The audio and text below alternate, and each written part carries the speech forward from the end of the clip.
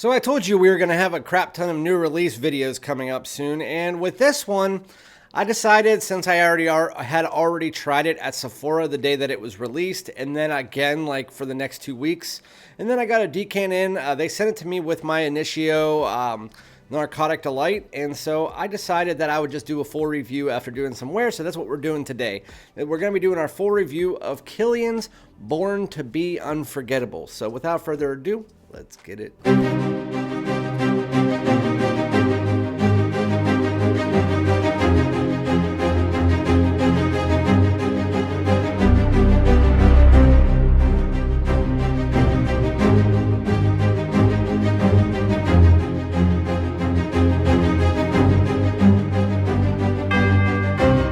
What's good, my great smelling dudes? Welcome back to my channel. My name is Randy, aka FragranceDoud. Thank you guys so much for joining me for yet another new release here in 2024.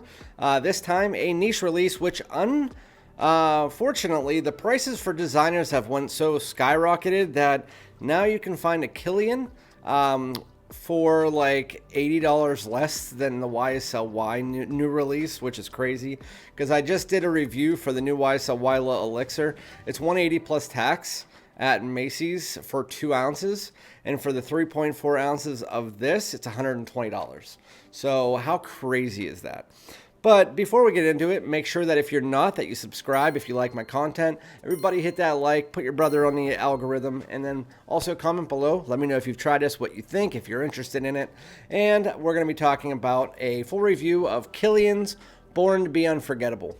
So I got this from Wayfarer Sense, which is a place in the UK that it's a shop in the UK that you can get a lot of decants from. That's how a lot of times I get my decants of new releases and stuff like that. I will put the link in the description, obviously, but it's wayfarersense.com. And I got an Initio Narcotic Delight 10 milliliters, and they just sent this one to me for free.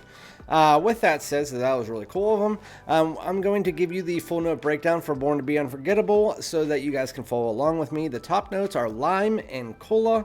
The mid notes are nutmeg and cinnamon, and the base notes are cedar and vanilla.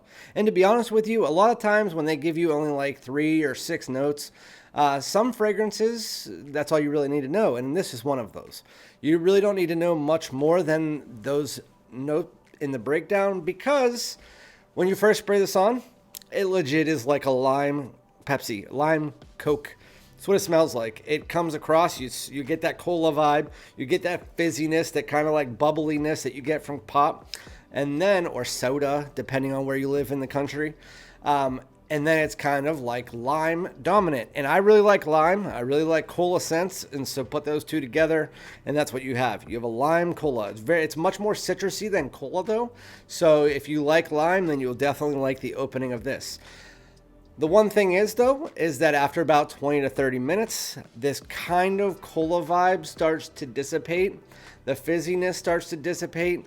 And then that cola kind of sits underneath the fragrance for the rest of the fragrance, while the fizziness kind of just goes away completely. With citruses, you would think those would be gone after about 15 to 20 minutes. The lime in this actually kind of sticks for about an hour to an hour and a half.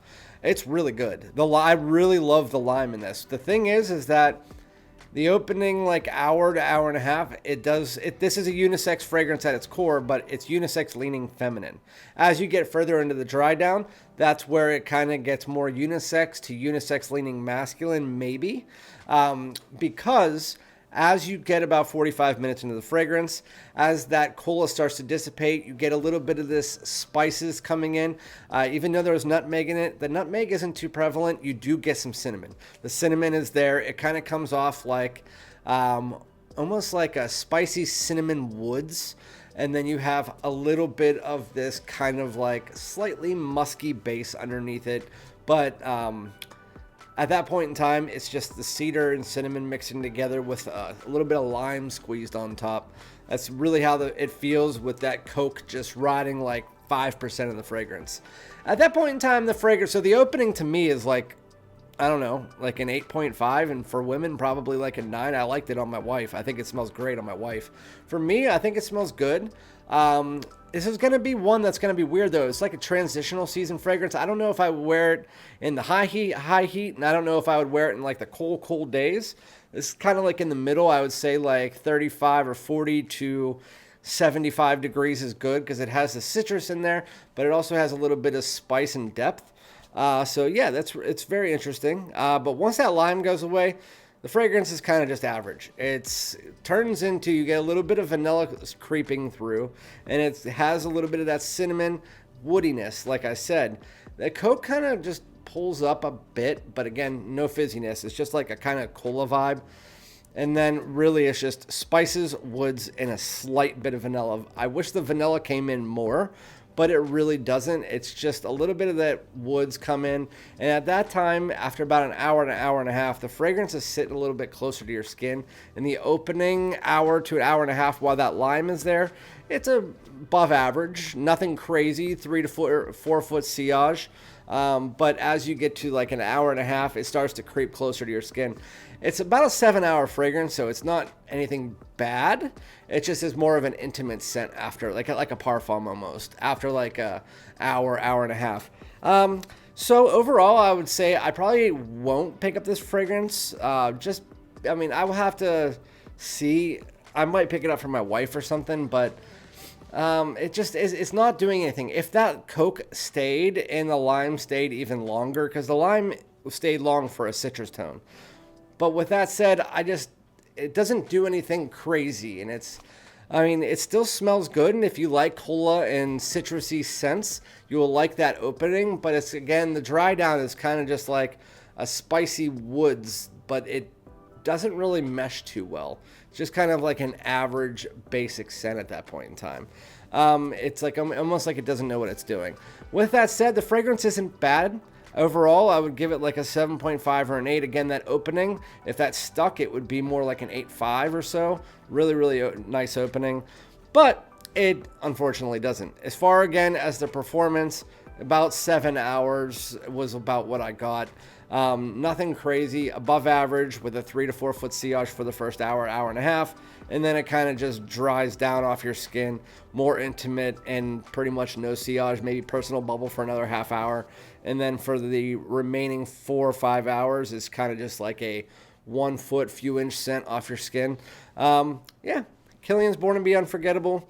It's more like kind of like Born to Be Forgettable, because I'll probably forget that this fragrance even exists. I know Jeff from SoCal Scents really likes this one, but I know my moderators, they were just kind of like, and that's kind of how I feel. The opening, good, leaning femme. Every one of them said it kind of leans femme, but it was just, after that, it was, it's okay. It's okay. I mean, some Kilian fragrances just do that. They're just, and they're wearable. If you have the bottle, you can wear it. People think you smell good. That's what you need to do from it. It's just we have so many fragrances as reviewers now. Some fragrances that are probably better to other people that are like average Joes. To us, they're just not anything special, and that's what this one does. So I'm not going to keep you guys here any longer. We're at like 8-10 minutes or whatever. So make sure to like, comment, subscribe. Let me know what you guys think about this. But that's Kilian Born to Be Unforgettable, and it's forgettable. So thank you guys so much. I'll be back with another one.